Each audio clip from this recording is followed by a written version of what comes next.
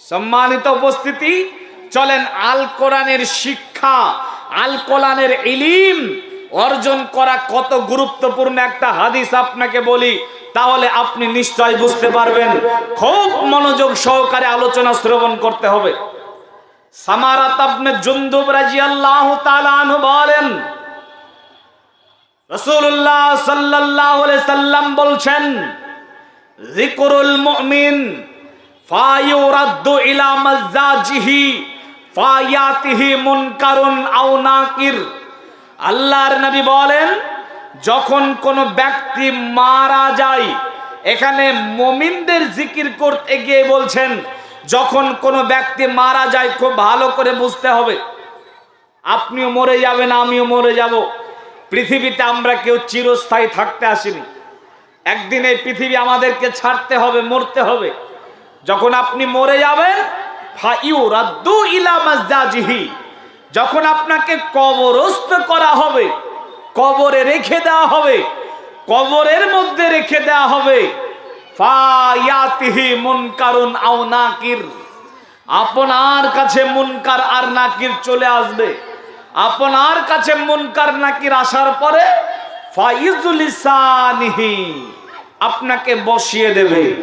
এ দেখেন, আমরা শুনেছি না, মুরব্বীরা ভালো বলতে পারবেন, যখন মানুষ মরে যায়, যখন কবরে রেখে দেওয়া হয়, আমরা শুনেছি মুর্দাটাকে ছেড়ে 40 কদম যখন আসে, তখন তার কাছে ফেরেশতারা আসে।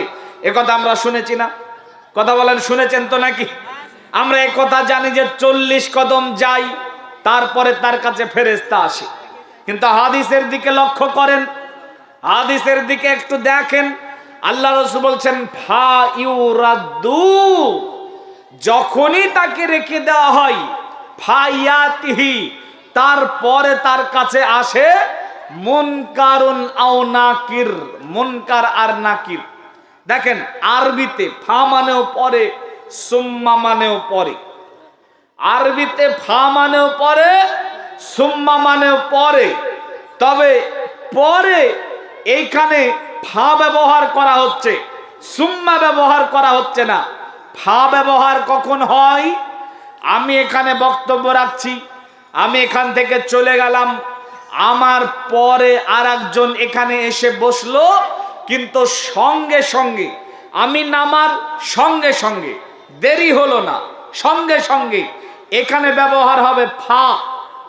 আর আমি এখান থেকে চলে গেলাম 40 কদম বা 50 কদম বা একটু দূরে চলে গেলাম, আমার পরে এখানে এসে বসলো, কিন্তু একটু দেরিতে, এখানে ব্যবহার হবে সুম্মা।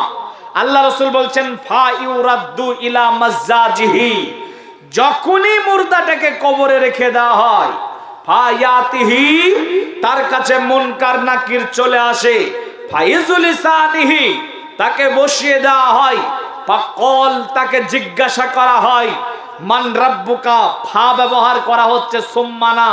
এর মানে সঙ্গে সঙ্গে যখন মুর্দাটাকে কবরে রাখা হয়, মুনকার নাকির আসার পরে ওকে বসিয়ে দেয়, তাকে জিজ্ঞাসা করে, মান রাব্বুকা, তোমার রব কে? মা দীনুকা, তোমার দিন কি? মান নবিউক, তোমার নবী কে ছিল? এই কথা জিজ্ঞাসা করা হয়। আমরা এই কথা অবগত আছি, আল্লাহর নবী বলেছেন, আল কবরু আউয়ালু মানজিলিম মিন মানাজিলাল আখির, কবর পরকালের মঞ্জিলের প্রথম মঞ্জিল। পরকাল শুরু হয় কবর দিয়ে। যদি আপনি কবরে বেঁচে যান, সব জায়গাতে বেঁচে যাবেন। যদি আপনি কবরে ভেসে যান, সব জায়গাতে ভেসে যাবেন। এখন কবরের প্রশ্নের অ্যানসার দিতে পারবে যে সেই ব্যক্তি পরকালে বেঁচে যাবে। কবরে জিজ্ঞাসা হয় তিনটা, রব কে, দিন কি, নবী কে। যেই ব্যক্তি জিজ্ঞাসা উত্তর দিতে পারলো, বেঁচে গেল। যেই ব্যক্তি উত্তর দিতে পারলো না, ফেসে গেল। এখন যেই ব্যক্তি উত্তর দিতে পারলো, আল্লাহর গোলামেরা ভালো করে দেখেন, যেই ব্যক্তি কবরের প্রশ্নের অ্যান্সার দিতে পারে, যেই ব্যক্তি কবরের প্রশ্নের উত্তর দিতে পারে, ওই ব্যক্তিকে ফেরেশতারা জিজ্ঞাসা করে, মা ইউদরিক, তুমি কেমন করে কবরের প্রশ্নের অ্যান্সার দিতে পারলে? তুমি কি করে কবরের প্রশ্নের অ্যান্সার দিতে পারলে? তখন সেই ব্যক্তি তিনটা বাক্য বলে। এক নাম্বার সে বলে, কারাতু কিতাবুল্লাহ, আমি কোরআন মাজিদ পড়েছিলাম। দুই নাম্বার সে বলে, ওয়া আমানতু বিহি, কোরআন মাজিদের পর ঈমান এনেছিলাম। তিন নাম্বার, ওয়া সাদ্দাকতুহু, কোরআন মাজিদকে সত্য বলে মেনেছিলাম। পৃথিবীর মাটিতে এই তিনটা কাজ করেছিলাম, বিদায় আজকে কবরের প্রশ্নের অ্যান্সার দিতে পারছি। এদিকে আমার দিকে তাকান, দেখেন তো কবরের প্রশ্নের অ্যান্সার দেওয়ার জন্য তিনটা কাজ করা লাগে। এক নাম্বার, কোরআন পড়া লাগে, কোরআনের ইলম অর্জন করা লাগে, কোরআনের শিক্ষা অর্জন করা লাগে, কোরআনের শিক্ষায় শিক্ষিত হওয়া লাগে। দুই নাম্বার, কোরআনের পরে ঈমান আনতে হয়। তিন নাম্বার, কোরআনকে সত্য বলে মানতে হয়। এখন আমার সামনে যে গুটি কয়েক অল্প স্বল্প শ্রোতা আছেন, আপনাদেরকে বলি, বলেন তো ভাই, কোরআনকে আমরা সত্য বলে মানি না? মানি না? মানি তো, কোরআনকে সত্য বলে মানি। দুই নাম্বার বলেন, কোরআনের পরে কি আমাদের ঈমান আছে? এটা আল্লাহর দেওয়া গ্রন্থ, এটা ঐশী গ্রন্থ, এটা আমাদের জীবন বিধান। এই ঈমান কি আমাদের আছে? আছে। এবারে বলেন, এক নাম্বার, কারাতু কিতাবুল্লাহ, কোরআন মাজিদ পড়তে হয়, কোরআন মাজিদের ইলম অর্জন করতে হয়। এই কজন কোরআন মাজিদ পড়তে পারেন? কোরআন মাজিদ পড়তে পারেন কয়জন? একটু হাত ওঠা। কতজন কোরআন মাজিদ পড়তে পারেন? এই কজন? মাত্র কয়েকজন মানুষ। এর মানে বাকি যারা জানেন না কোরআনের ইলম, কোরআনের শিক্ষা, বলেন তো আপনারা কি কবরে যাবেন না?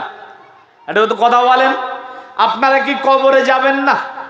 কবর বলে কি আপনাদের ভয় নেই? কবরে কি বাঁচতে চান না? যদি কবর থেকে বাঁচতে চান, কোরআন মাজিদ পড়তে হবে। যদি কোরআন মাজিদ না পড়তে জানেন, কবর থেকে বাঁচতে পারবেন না। কবরের প্রশ্নের অ্যান্সার দেওয়ার জন্য এক নাম্বার যে কাজটা করা লাগে, সেটা হলো কারাতু কিতাবুল্লাহ, কোরআন মাজিদ পড়া লাগে। কিন্তু বড় দুঃখ এবং পরিতাপের বিষয় হলো, আজকে আমি নিজেও কোরআন শিখিনি, আমার সন্তানদেরকেও কোরআনের শিক্ষা দেওয়ার কোনো চেষ্টা নেই। আছে কয়জনের বাচ্চাকে কোরআনের শিক্ষা দেন? আপনার ছেলেটাকে, আপনার মেয়েটাকে বাংলা মিডিয়াম স্কুলে পড়াচ্ছেন, আপনার ছেলেটাকে মেয়েটাকে ইংলিশ মিডিয়ামের স্কুলে পড়াচ্ছেন। আপনার ছেলে শিখছে পৃথিবীর বিদ্যা, কিন্তু আপনার সন্তান কোরআনের বিদ্যা শিখে না। বড় দুঃখ এবং পরিতাপের বিষয়। মনে রাখবেন মুসলমান, আপনার সন্তানকে আপনি দুনিয়ার শিক্ষা দেন, এতে কোনো সমস্যা নেই। তবে আপনার সন্তানকে দুনিয়ায় শিক্ষা দেওয়ার আগে আপনার সন্তানকে অ আ ক খ, আপনার সন্তানকে এ বি সি ডি, আপনার সন্তানকে 1 2 3 4 এই শিক্ষায় শিক্ষিত করার আগে আপনার সন্তানকে আলিফ বা তা সা অর্থাৎ কোরআনের শিক্ষায় শিক্ষিত হতেই হবে, দিয়াতেই হবে। আপনার সন্তান ডাক্তার হোক, মাস্টার হোক, ব্যারিস্টার হোক, মিনিস্টার হোক, ডিসি হোক, এসপি হোক, এমপি হোক, এমএলএ হোক, কোনো বাধা নেই, শরিয়ত কোনো বাধা দেয় না। তবে আপনার সন্তানকে মাস্টার, ডাক্তার, ব্যারিস্টার, মিনিস্টার বানানোর আগে আপনার সন্তানকে মুসলমান বানাতে হবে। আর এই মুসলমান বানানোর জন্য কোরআনের শিক্ষা দিতেই হবে। কোরআনের শিক্ষা ছাড়া আপনার সন্তান পূর্ণাঙ্গ মুসলমান হতে পারে না। আপনার সন্তান ডাক্তার হবে, অপারেশন থিয়েটারে যাবে, আল্লাহর নাম নিয়ে শুরু করবে, আল্লাহর প্রশংসায় বের হয়ে আসবে। আপনার সন্তান জাহাজ চালাবে, আল্লাহর নাম নিয়ে দুনিয়ায় যাবে, আল্লাহর প্রশংসায় দুনিয়ায় ফিরে আসবে। আপনার সন্তান জজ কোর্ট হাইকোর্টের উকিল হবে, বুকে থাবড় দিয়ে মুফাক্কিরুল ইসলামের মতো উকিল হবে। আপনার সন্তান জজ কোর্ট হাইকোর্টের উকিল হবে, তবে আপনার সন্তানকে তার আগে মুসলমান বানাতে হবে। আর এই মুসলমান বানানোর জন্য কোরআনের শিক্ষা দিতেই হবে। কিন্তু বড় দুঃখ পরিতাপের বিষয়, আমরা এই কোরআনের শিক্ষা থেকে আমার সন্তানটাকে বঞ্চিত করে রেখেছি। আমার সন্তানটাকে, আমার ছেলেটাকে, আমার মেয়েটাকে কোরআনের শিক্ষা দেই না। হাজার হাজার টাকা খরচ করে বাংলা ইংলিশ মিডিয়ামে পড়াই, কিন্তু ফ্রিতে মক্তবে কোরআন শিক্ষা হয়, ওখানে আমার সন্তানকে পাঠানোর সময় হয় না। হয় না কি জি? কথা বলেন, হয় হয় না? মনে রাখবেন, ইমাম ইবনে তাইমিয়া রাহিমাহুল্লাহ তিনি বলেছেন, বিদ্যার আলো হচ্ছে কোরআনের বিদ্যা।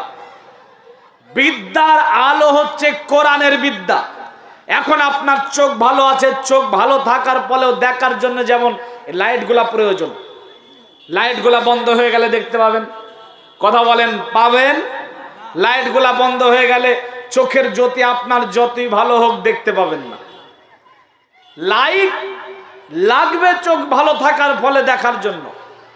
তো চোখ আছে তারপরেও দেখার জন্য যেমন লাইট প্রয়োজন, অনুরূপভাবে বিদ্যার আলো, বিদ্যার জ্যোতি হচ্ছে কোরআনের বিদ্যা। আপনার সন্তান ডাক্তার মাস্টার যাই হোক না কেন, ওর কাছে যদি কোরআনের শিক্ষা না থাকে, ওর কাছে যদি দিনের শিক্ষা না থাকে, দাঁড়িয়ে পেশাব করবে, পানি নেবে না। আছে না নেই? কথা বলেন, আছে না নেই? আছে। দাঁড়িয়ে পেশাব করবে, পানি নেবে না। পৃথিবীর সমস্ত পাপ তার দ্বারা করা সম্ভব, কিন্তু যদি কোরআনের ইলম থাকে তাহলে কখনো তার দ্বারা পাপ করা সম্ভব নয়। আজ দেখেন না, কত দামি দামি শিক্ষিত, কত দামি দামি ডিগ্রিধারী, এরা ডাকাত, এরা ডাকাত। বিডিও অফিসে কখনো কোনো মূর্খ বসে নেই, পঞ্চায়েতে মূর্খ নেই, এসডি অফিসে মূর্খ নেই। এরপরে ডাকাতি হয়, হয় না? হয় না? কথা বলেন, হয় না? হয় না? কলমের খোঁচা দিয়ে বিডিও সাহেব কোটি কোটি টাকা নিজের ব্যাংকে করে নিচ্ছে। বিডিও সাহেব কি মূর্খ? কথা বলেন, ও কি মূর্খ? না, ও শিক্ষিত, কিন্তু ওর কাছে দুনিয়ার শিক্ষা আছে, পরকালের শিক্ষা নেই। এই কারণে দেখেন না, আজকে আমাদের সমাজে একটা কথা চালু আছে, সেটা হচ্ছে শিক্ষায় জাতির মেরুদণ্ড। বলে না? বলে না? বলে না? আমরা বলি শিক্ষা জাতির মেরুদণ্ড, কিন্তু মনে রাখবেন, শিক্ষা জাতির মেরুদণ্ড নয়। শিক্ষা জাতির মেরুদণ্ড নয়, সুশিক্ষা জাতির মেরুদণ্ড। আর সুশিক্ষা কোনটা? সুশিক্ষা হচ্ছে এই কোরআনের বিদ্যা, সুশিক্ষা হচ্ছে দ্বীনের বিদ্যা। দ্বীনের বিদ্যা না থাকলে ওর দ্বারা যে কোনো পাপ করা সম্ভব, ওর দ্বারা যে কোনো অন্যায় করা সম্ভব। মনে রাখবেন, কবর থেকে বাঁচতে গেলে আপনাকে যে ইলিম প্রয়োজন, সে ইলিমটার নাম হচ্ছে কোরআনের বিদ্যা। আপনাকে কবর থেকে বাঁচতে গেলে, পরকালের প্রথম মঞ্জিল থেকে বাঁচতে গেলে যেটার প্রয়োজন, তার নাম হচ্ছে কোরআনের বিদ্যা। কিন্তু আজকে আমরা এই কোরআনের বিদ্যাটাকে মনে করি ফকিরিন্তি বিদ্যা।